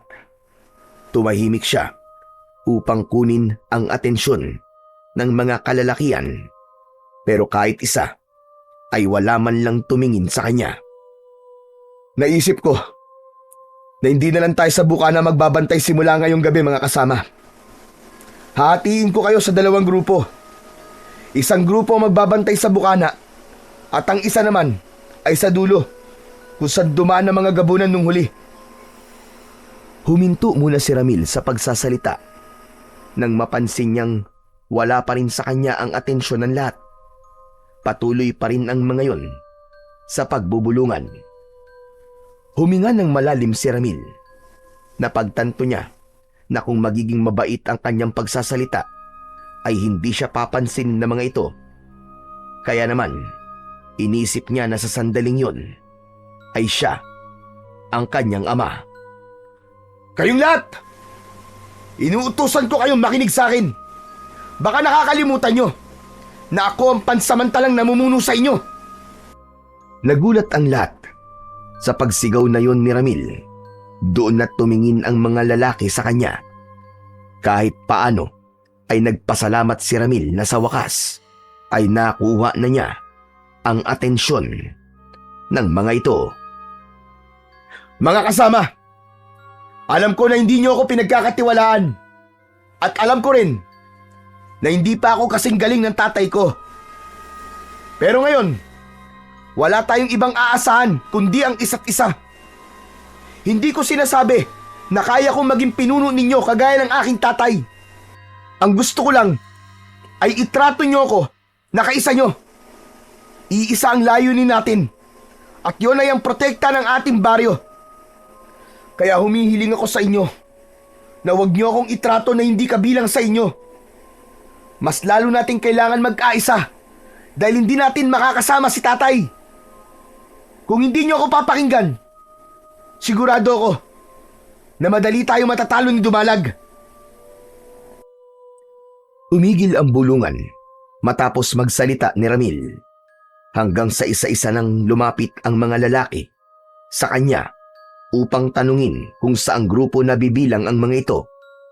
Doon na naramdaman ni Ramil ang pagsunod ng mga yon sa kanya. Halos maluwa siya sa kasiyahan dahil alam niya na naramdaman ng mga ito na mula sa kanyang puso ang mga salitang kanyang binitiwan. Isa si Ramil sa mga sumama sa magbabantay sa bukana ng baryo, habang ang kabilang grupo naman ay sa dulong bahagi. Nanginginig ang kanyang katawan dahil sa labis na kaba. Alam niya na kung sakali na mabigo sila sa gabing yun, ay sa kanya mapupunta ang lahat ng sisi. Kaya naman sa utak niya ay walang tigil ang kanyang pagdarasal at paghingi ng gabay sa Panginoong Diyos. Hanggang sa may kakaibang naramdaman si Ramil.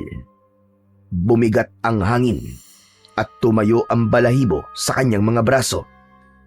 Bahagyaring uminit ang suot niya na anting-anting. Mga kasama, humanda kayo.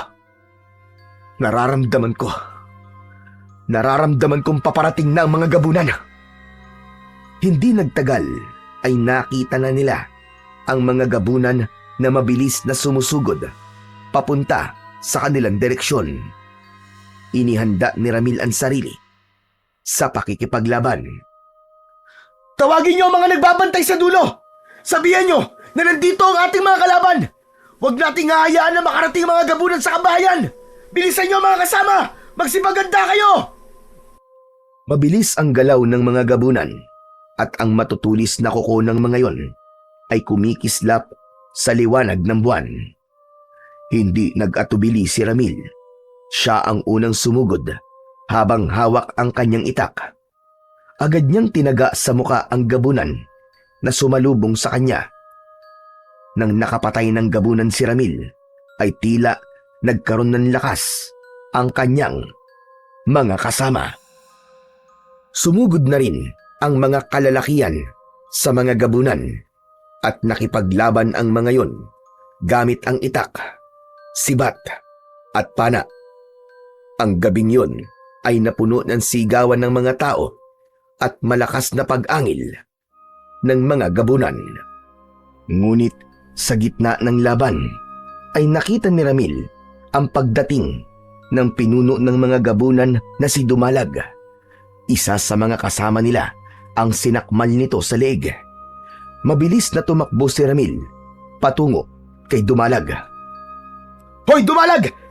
Tayong dalawa magtuos! Akong dapat na hinaharap mo dahil anak ako ng taong gusto mong patayin!" Huwag mo nga akong pinapatawa, batang uhugin. Ang ama mo nga ay walang nagawa sa akin. Ikaw pa kaya? Sigurado ko na sa sandaling ito ay nakahiga siya sa inyong bahay dahil hilang-hina na siya. Kung sa tingin mong demonyo ka ay magtatagumpay ka sa nais mong mangyari sa tatay ko, ay nagkakamali ka. Para sa kaalaman mo, kahit nangihina siya, ay patuloy siyang lumalaban sa sumpang ibinigay mo sa kanya. At hindi ako titigil hanggat hindi ko nahahanap ang lunas sa sumpang yon.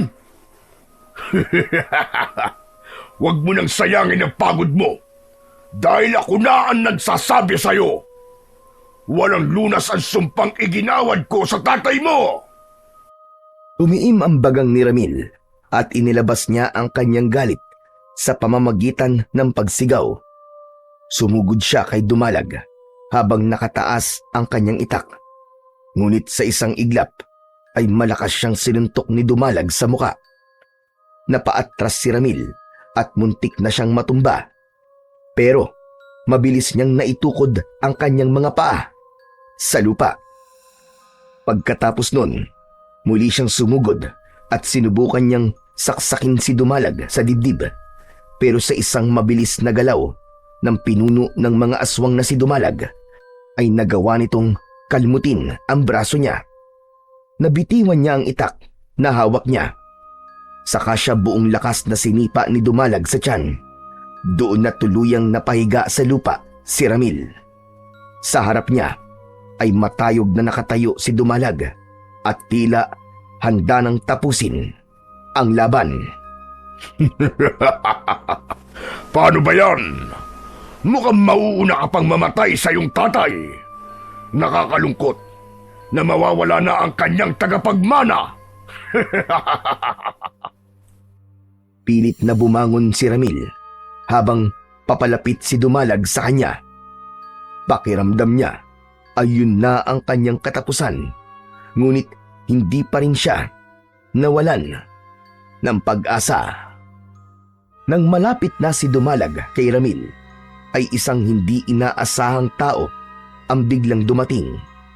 Nakasuot ang taong yun ng salakot na siyang bahagyang tumatakip sa mukha nito. Humarang yun sa pagitan ni Ramil at Dumalag. May isinaboy na pulbos ang taong yun sa mukha ni Dumalag na naging dahilan para mapaatras si Dumalag habang pilit nitong inaalis ang pulbos na kumapit sa mukha nito. Ano to? Ayaw maalis sa mukha ko. Hindi ako makahinga. Tulungan niyo ako! Nagimbal si Ramil sa bilis ng pangyayari.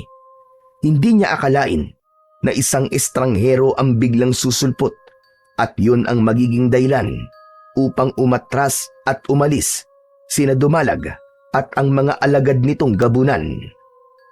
Nang nawala na ang lahat ng gabunan, ay humarap ang hindi kilalang lalaki kay Ramil at inalis nito ang suot nitong salakot. Isa yung matandang lalaki na noon lang niya nakita sa buong buhay niya. Mawalang galang na po. Sino po kayo? Ikaw ba ang nangunguna sa pakikipaglaban kay Dumalag? Oo, ako nga po. Pero sino nga po kayo?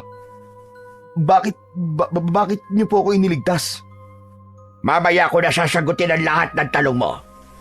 Nais ko na dalhin mo ko sa inyong bahay dahil naniniwala ko na kailangan mo ang tulong ko sa isang bagay. Bilisan mo! Pinilit ni Ramil ang tumayo at saka siya tumango sa matandang lalaki. Pinasunod niya ito sa kanilang bahay at pagdating doon ay agad silang sinalubong ng nag-aalalang si Carding. Ayos ka lang ba, Chong? Sandali, tatawagin ko lang si Mang Erning para magamot ka. Teka. Sino naman yung kasama mo? Hindi ko rin siya kilala eh. Pero iniligtas niya ako mula kay Dumalag. Nararamdaman ko ang bigat ng presensya sa bahay na ito. Dito ba nakatira ang taong isinumpa ni Dumalag? Ang tatay ko po ang tinutukoy niyo. Pero, paano niyo po yun nalaman? Ako si Tatang Edwin. Ako ang gumawa ng sumpa na inilagay ni Dumalag sa iyong ama. Walang iya ka pala eh. Ikaw pala ang dahilan kung bakit nangihina ngayon si Mang Celestino eh. Ramil, patayin mo lang isang yan. Sige na. Sandali lang. Alam ko na mali ako na tinulungan ko si Dumalag sa paggawa ng sumpa na yon. Pero para sa inyong kaalaman, labag sa aking kalooban ng bagay na yon. Tinakot niya ako na papatayin niya ako kapag hindi ko ginawa ang gusto niya. Masisisi niyo ba ako kung ginawa ko iyon? Kahit na. Ikaw pa rin ang dahilan kung bakit nagkaganon si Mang Celestino. Kung hindi mo papatayin na matandang yan, ako ang papatay dyan, pare. Teka, uminaon ka muna, Carding. Mang Edwin, kung kayo po ang gumawa ng sumpa na ibinigay ni Dumalag kay tatay, ay malamang alam niyo rin po kung anong lunas dito. Tama po ba? Tama ka, Ramil. Kaya ako nandito ay upang itama ang aking pagkakamali. Pero nais ko mag-usap tayo na kasama ang iyong ama. Hali po kayo sa kwarto niya. Carding, kung pwede sana'y umalis ka muna. Tawagin mo si Mang Erning at sabihin mo na gamutin niya ang mga sugatan. Pakisuyo lang. Pero, Chong, paano ka? Sige na, kaya ko ang sarili ko. Huwag mo na akong alalahanin. Sige na, kumilos ka na. Nang umalis na si Carding, ay isinama na rin ni Ramil si Mang Edwin sa silid ni Mang Celestino. Ipinakilala ni Ramil ang sarili niya kay Mang Edwin at ganun din ang kanyang ama. Narinig ko mula rito ang pag-uusap niyo. Totoo ba na ikaw ang gumawa ng sumpa na iginawad ni Dumalag sa akin? Ako nga, Celestino. Pero labag yun sa aking kagustuhan. Sadyang tinakot niya lang ako na papatayin niya ako, kaya ako yung ginawa. Bilang ako ang gumawa ng sumpa, ay mararamdaman ko kung nasaan ang pinagbigyan ni Dumalag ng sumpang yon. Kaya ako nagtungo sa lugar na ito. Gusto kong itama ang aking pagkakamali at gusto ko kayong tulungan kung paano mawawala ang sumpang yan sa'yo, Celestino. Sabihin mo, ano ang lunas sa sumpang ito? Ang lunas ay nasa nagbigay sa'yo ng sumpa. Ang dugo ni Dumalag. Yun mismo ang lunas. Ano? Pero, teka, paanong ang dugo ng pinuno ng gabunan na yon ang magiging lunas? Hindi ka ba nakikinig? Kung sino ang nagbigay ng sumpa, ay ang dugo niya ang magiging lunas. Kailangan niyong inumin ng iyong tatay upang malinis ang sumpa na nasa loob ng kanyang katawan. Pero, kung dugo nga ni Dumalag ang lunas, ibig sabihin, ay kailangan muna namin siyang patayin. Teka, wala na po bang ibang lunas o paraan, Mang Edwin? Baka po pwede kayong gumawa ng gamot, total. Kayo naman po ang gumawa ng sumpa eh. Kung meron lang sanang ibang lunas o gamot, ay hindi ko nasasabihin sa inyo ang tungkol sa dugo ni Dumalag. Pero ikinalulungkot ko, kasi yun lang talaga ang lunas na kailangan ninyo upang gumaling si Celestino. Ramil, Kung iniisip mo na kailangan mong patayin si Dumalag at hindi mo naman kaya ay wag mo nang gawin, natatakot ako sa pwedeng mangyari sa iyo, anak. Ang pagpatay lamang kay Dumalag ang tanging paraan upang makuha ang kanyang dugo. Isa pa, hindi nyo maaaring patagalin ang nangyayari dahil ang sumpang yan ang magdadala sa iyo sa kamatayan. Sa ngayon, Katawan mo pa lang ang pinahihila nito. Ngunit darating ang araw na maging ang utak mo ay sisirain nito. Kapag humantong ka na roon, ay hindi mo na makokontrol ang iyong sarili at ikaw mismo ang kikitil sa sarili mong buhay. Kung ganun po, kailangan ko na po talagang kumilos para mapatay si Dumalag. Tay, magtiwala po kayo sa akin. Nangangako po ako na sa pagkakataon na ito, ay hindi ko na po kayo bibiguin. Gagawin ko to. Dahil ayoko mawala po kayo sa akin. Pero anak, masyadong malakas si Dumalag. Ako nga na mas matagal ng antingero, ay hindi ko siya matalo-talo. Ikaw pa kaya?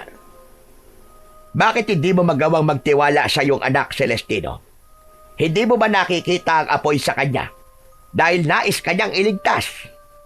Tandaan nyo, sa sandaling mamatay si Dumalag, ay hindi lang ang lunas sa sumpa ang makukuha nyo, kundi ang tuluyang pagbagsak ng kanyang mga alagad.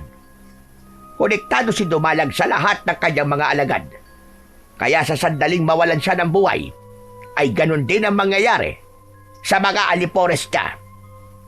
Tay, narinig niyo naman po siguro ang mga sinabi ni Mang Edwin.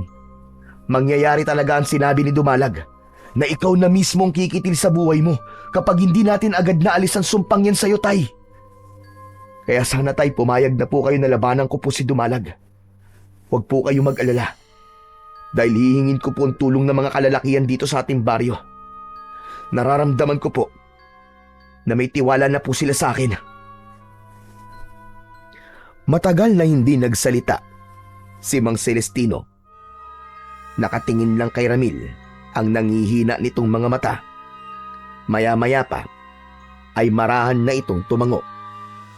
Sige anak, at panahon na rin siguro para ibigay ko sa iyo ang aking tiwala ng buo. Sige, pumapayag na akong harapin mo si Dumalag.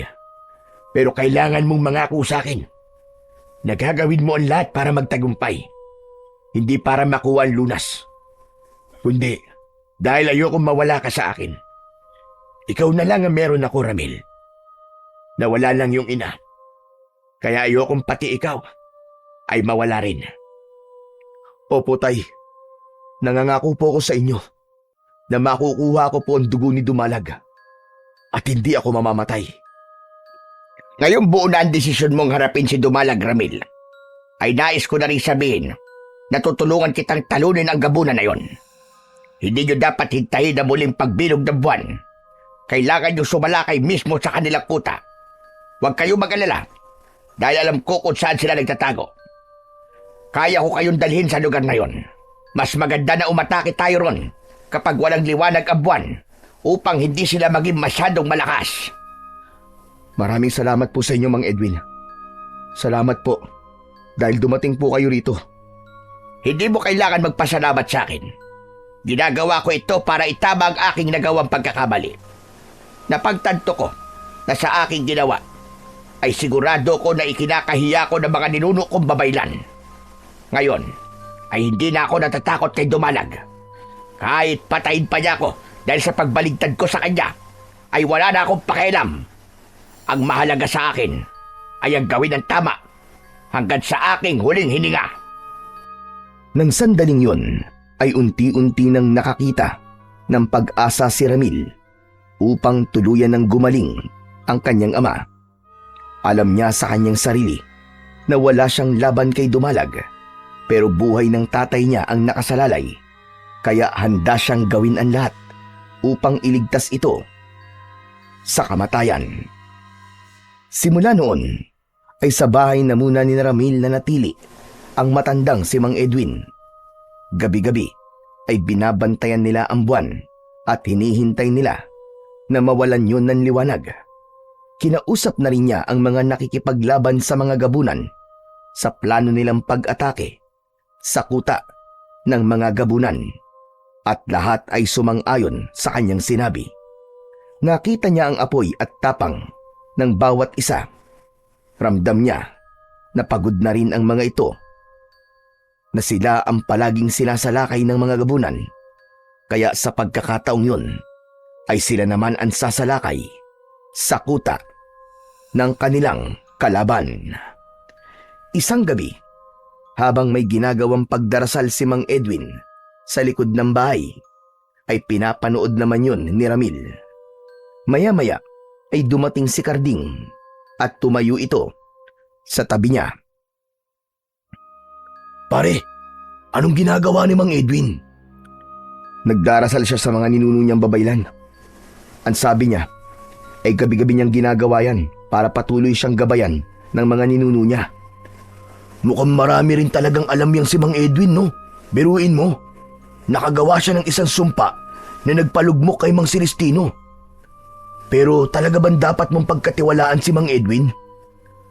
Malakas ang pakiramdam ko na kakampi natin siya, pare. Saka nakikita ko na gusto niya talagang itama ang pagkakamali niya. Sa bagay, para pumunta siya rito at iligtas ka niya, ay hindi na dapat natin siya pagdudahan. Oo nga pala pare, sa darating na Biyernes pala ay walang liwanag ang buwan. Ibig ban sabihin sasalakay na kayo sa kuta ng mga gabunan. Oo, kaya matindi na ang pagsasanay na ginagawa ko. Wala akong ibang gustong mangyari, kundi patayin si Dumalag at kunin ang dugo niya nang sa gayon ay gumaling na si tatay. Pare, gusto ko sana sumama sa inyo. Gusto kong makisa sa pakikipaglaban sa pagkakataong to. Ano? Sigurado ka ba, Karding? Hindi ba wala ka namang kaalaman pagdating sa pakikipaglaban? Siyempre, nagsasanay din ako sa paggamit ng itak, no? Saka, naisip ko na kailangan niyo ng dagdag na puwersa at ako na yun. Pagkakataon ko na rin to para makabawi sa mga ginawa ng tatay mo para sa baryo natin. Natuwa naman ako sa sinabi mong yan, pare. Salamat. Kung yan ang gusto mo, ay hindi kita pipigilan. Maraming salamat talaga, Chong. Malaki ang maitutulong mo sa amin. Patuloy na pinanood din na Ramil ang pagdarasal ni Mang Edwin. Doon niya napagtanto na malapit na pala talaga silang sumalakay sa kuta ni na Dumalag. Kaya naman, nagkaroon siya ng kaba at pag-aalinlangan sa kanyang sarili. Hiniling niya sa Diyos na sana ay sapat na ang pagsasanay na ginagawa niya upang magtagumpay sila sa kanilang misyon.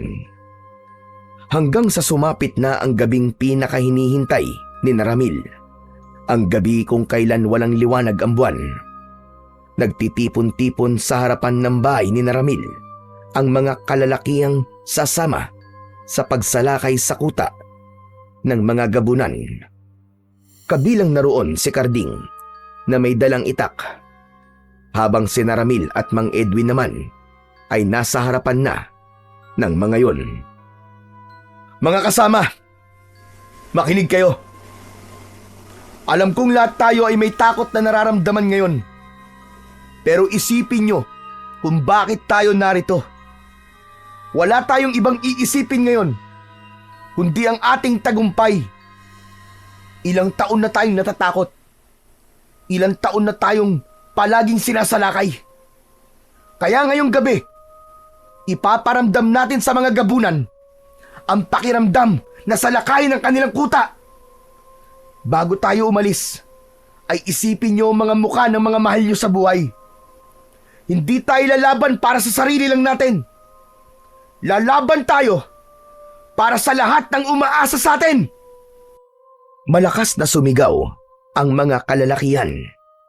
Labis na natuwa si Ramil dahil sa pagkakataon na yon ay naramdaman niya na may tiwala na ang lahat sa kanya. Pumasok si Ramil sa bahay nila at pinuntahan niya ang kanyang ama. Mas nanghihina na ito kumpara sa mga nakaraang araw. Hindi na ito nakakapagsalita at ang tanging kaya na lang nitong gawin ay ang tignan si Ramil. Tay, ipagdasal niyo po kami. Sana po'y ito na ang huling beses ng pakikipaglaban natin kay Dumalag. Huwag po kayo mag-alala, Tay. Dahil tutuparin ko po ang ipinangako ko sa inyo. Babalik ako rito ng buhay. Nagdalaan lunas sa inyong karamdaman. Hinalikan ni Ramil sa noo ang kanyang ama. Nakita niya ang pagluha ni Mang Celestino. Nang dumating na ang magbabantay kay Mang Celestino, ay nagtungo na si Ramil papasok sa kagubatan. Nasa unahan nila si Mang Edwin na siyang kanilang gabay papunta sa kuta ng mga gabunan. May dala silang lampara at sulo na may apoy. Habang naglalakad ay kinausap si Ramil ni Mang Edwin. Isang sisidlan na maliit na gawa sa itim na tela ang ibinigay ng matanda sa kanya. Ano po ito, Mang Edwin? Naaalala mo ba yung pulbos na isinaboy ko sa mukha ni Dumalag nung iniligtas kita? Yan ang laman ng sisidlan na yan. Ang pulbos na yan ay gawa sa pinatuyo at pinulbos na puso ng bangkilan. Isa yan sa nagpapahina sa mga gabunan. Sandaling mawawala ng paningin ng gabunan. Kapag isinaboy mo yan sa kanilang muka, mahihirapan din silang huminga. Pero ipapaalala ko lang sa'yo na sandali lamang ang epekto niyan. At yan na lamang ang pulbos na meron ako. Kaya gamitin mo lamang yan kung talagang kinakailangan. Maraming salamat po dito, Mang Edwin. Hindi ko po sasayangin ang tiwala nyo na ipinagamit po sa akin ng pulbos na ito. Nagpatuloy sa paglalakbay si Ramil hanggang sa pinahinto sila ni Mang Edwin. Itinuro nito sa hindi kalayuan ang kuta ng mga gabunan. Natatakpan ng nagtataasang mga puno ang mismong kuta, kaya hindi nila yun masyadong nakikita. Yung may mga dalang sulo, sunugin niyo ang kubol ng mga gabunan. Kailangan mataranta sila. Habang yung iba naman ay umatake kagad kapag nakita nyo na nagkakagulo na ang mga gabunan. Ako na ang bahala kay Dumalag. Ramil, tanggapin mo din ang boteng ito. Dito mo ilagay ang dugo ni Dumalag. Sa sandaling mapatay mo na siya. Tinanggap ni Ramil ang maliit na bote na ibinigay sa kanya ni Mang Edwin at inilagay niya yon sa bulsa ng kanyang pantalon. Sa hudyat ni Ramil ay kumilos na ang 5 lalaki na may dalang sulo. Nang makalapit ang mga yon sa kuta, ay itinapon ng mga yon ang sulo sa mga kubol. Mabilis na nilamon ng apoy ang mga kubol at mula roon ay lumabas ang mga gabunan. Maging ang pinuno nila na si Dumalag ay lumabas na galit na galit. Ang mga tao, nahanap nila ang ating kuta. Sige, patayin niyo silang lahat. Huwag kayong magtitira ng buhay. Ngayon na! Oras na! Para tayo naman ang umatake! Sugod mga kasama! Sabay-sabay na sumugod si Ramil sa kuta ng mga gabunan. Agad na hinarap ng mga kasama ni Ramil ang mga gabunan. Lahat ay determinadong manalo sa digmaan sa gabing yun. Habang ang mga mata ni Ramil ay nakatutok lamang kay Dumalag, sinamantala niya na nakatalikod si Dumalag sa kanya. Mabilis siyang tumakbo at agad niyang itinarak ang itak sa likod nito. Umalingaw-ngaw ang malakas na sigaw ni Dumalag sa buong kagubatan. Mabilis itong humarap kay Ramil at sa isang malakas na suntok nito ay lumipad si Ramil. Napahiga siya, ngunit agad din siyang bumangon. Ipinakita niya kay Pinunong Dumalag na hindi na siya natatakot dito at handa na siyang makipagsabayan. Nais niyo na ba talagang mamatay? Kaya kayo na ang sumalakay sa aming kuta. Nagkakamali ka! Hindi namin nais mamatay, Dumalag. Ang nais namin ay kalayaan sa takot sa inyo. Ang gusto namin ay matapos na ngayong gabi ang kasamaan ninyo, Dumalag! Hindi pa isinisilang ang papatay sa akin. Nagkakamali ka! Dahil nasa harapan mo na ang papatay sa'yo! Sa isang iglap ay umatake si Dumalag. Mabilis ito na parang kidlat. Hinarang ni Ramil gamit ang kanyang itak ang mga kuko ni Dumalag. Buong puwersa niyang tinaga ang kamay nito. Nang sumirit ang dugo ni Dumalag, ay mas lalong lumakas ang loob ni Ramil. Malakas na sumigaw si Ramil at magkakasunod niyang inatake ang pinuno ng mga gabunan. Bumaon ang kanyang itak sa iba't ibang parte ng katawan ni Dumalag. Malinaw kay Ramil ang kanyang layunin ng gabing yun. Yun ay ang patay na si Dumalag upang makuha ang lunas para sa karamdaman ng kanyang ama. Ang bagay na yun ang nagbigay sa kanya ng tapang upang siguraduhin na matatalo niya si Dumalag. Sandaling lumayo ang sugatan at dugoong si Dumalag kay Ramil. Habol nito ang paghinga. Ano? Ano, Dumalag? Natatakot ka na ba? Nararamdaman mo na ba ang iyong katapusan? Huwag kang masyadong maging kampante. Bago pa lang umiinit ang laban natin. Ngumisi si Dumalag at saka ito muling sumugod kay Ramil. Mabilis na inilabas ni Ramil ang sisidlan na ibinigay sa kanya ni Mang Edwin. Itinaktak niya sa kanyang palad ang pulbos na laman ng sisidlan at nang halos 100 dangkal na lamang ang layo ni Dumalag sa kanya, ay isinaboy niya ang pulbos direkta sa mukha nito. Malakas na napasigaw si Dumalag. Nagwala ito habang pilit na inaalis ang pulbos na kumapit sa buong mukha nito. Habang hindi nakakakita si Dumalag, ay marahang naglakad si Ramil palapit dito. Walang hiya ka! Hindi ka patas lumaban! Talagang sa'yo pa nang galing ang mga salitang yan. Bakit ikaw ba? Tinanong mo na ba ang sarili mo kung patas kang lumaban na demonyo ka? Kung hindi sana kayo nang gagambala ng mga tao, ay hindi mo to sasapitin! Huminto si Ramil sa harapan ni Dumalag habang patuloy ito sa pagwawala. At anong sabi mo sa akin nun? Walang lunas ang sumpa na ibinigay mo sa tatay ko. Meron Dumalag. At ang dugo mo, ang mismong lunas. Hindi na nag-aksaya ng oras si Ramil. Buong lakas niyang itinaas ang kanyang itak at ibinaon niya yon sa leeg ni Dumalag. Agad niyang hinugot mula sa bulsa ng kanyang pantalon ang maliit na bote. Inalis niya ang takip nun at isinahod niya yon sa dugong lumalabas sa malalim na sugat ni Dumalag sa leeg. Nang mapuno ng dugo ang bote, ay tinakpan niya na yon at muling ibinalik sa kanyang bulsa. Napaluhod si Dumalag dahil sa labis na panghihina. Diretsong tinignan ni Ramil sa mga mata ang nangihinang pinuno ng mga gabunan na si Dumalag. Hayop kang demonyo ka! Matagal mo nang pinahirapan ang aming baryo. Nagkamali ka sa sinabi mo na kaya mo akong patayin dahil hindi mo alam ang kayang gawin ng isang anak na gagawin ng lahat para iligtas ang buhay ng kanyang ama. Matapos yung sabihin ni Ramil, ay walang pagdadalawang isip na ginilitan niya ang leeg ni Dumalag. Hindi pa siya nasiyahan.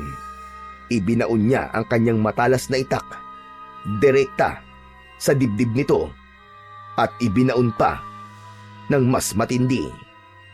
Sa paghugot nun, tuluyan nang bumagsak sa lupa si Dumalag at kasabay ng pagkalagot ng hininga nito ay sabay-sabay din na bumagsak ang lahat ng mga alagad nitong gabunan.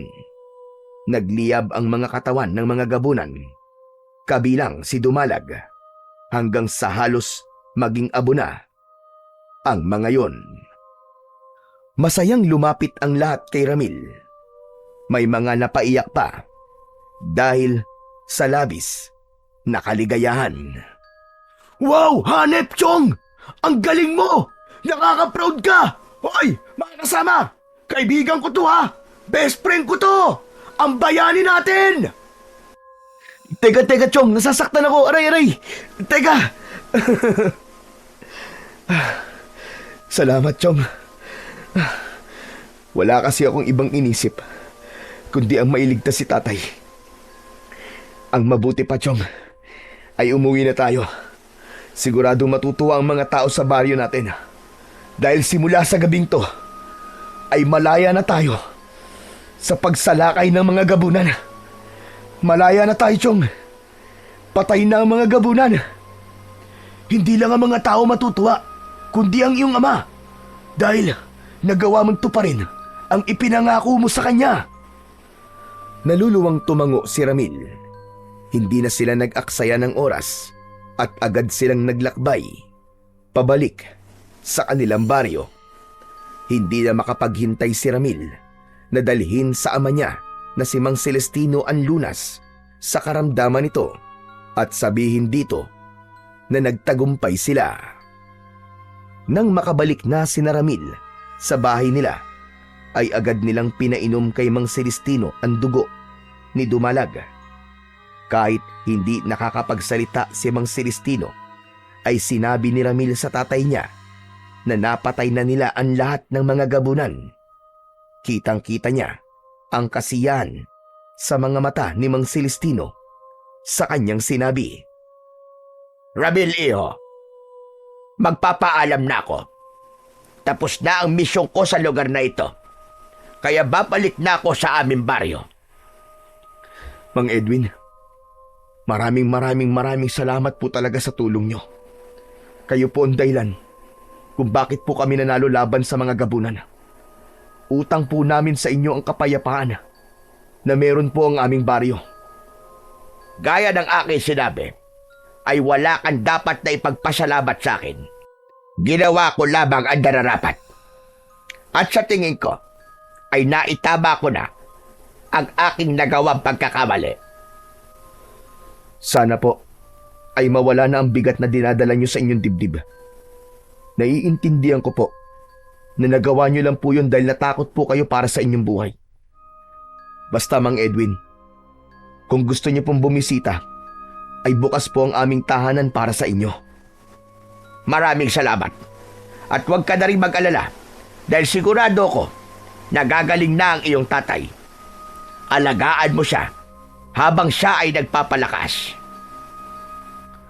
Matapos magpaalam ni Mang Edwin, ay tuluyan na yung umalis. Habang pinagmamasdan ni Ramil ang papalayong matanda, ay hindi maalis ang kasiyahan na kanyang nararamdaman dahil hindi na siya makapaghintay na muling bumalik ang dating lakas ng kanyang ama. Isang linggo lang ang lumipas, ay tuluyan na ngang gumaling si Mang Celestino at unti-unti nang bumalik ang lakas nito. Labis na natuwa si Ramil dahil bukod sa hinangaan siya ng mga tao, ay naliwanagan na rin ang tatay niya tungkol sa pangarap ni Ramil. Hinayaan na siya nitong mag-aral sa kolehiyo upang pagdating ng araw ay maging isa na siyang guro. Simula noon ay mas naging maganda na ang relasyon ni Ramil at Mang Celestino bilang mag-ama dahil mas naging bukas ang puso at isipan ni Mang Celestino sa gusto ni Ramil na mangyari sa kanyang buhay. Ganun pa man, hindi kinilimutan ni Ramil ang kanyang pagiging antingero. Patuloy siyang nagsanay at naintindihan niya na maaari pa rin niyang pagsabayin ang pagtupad niya sa kanyang pangarap at ang tungkulin niya sa mga tao bilang anak ng pinakamalupit na antingerong manunugis sa kanilang baryo.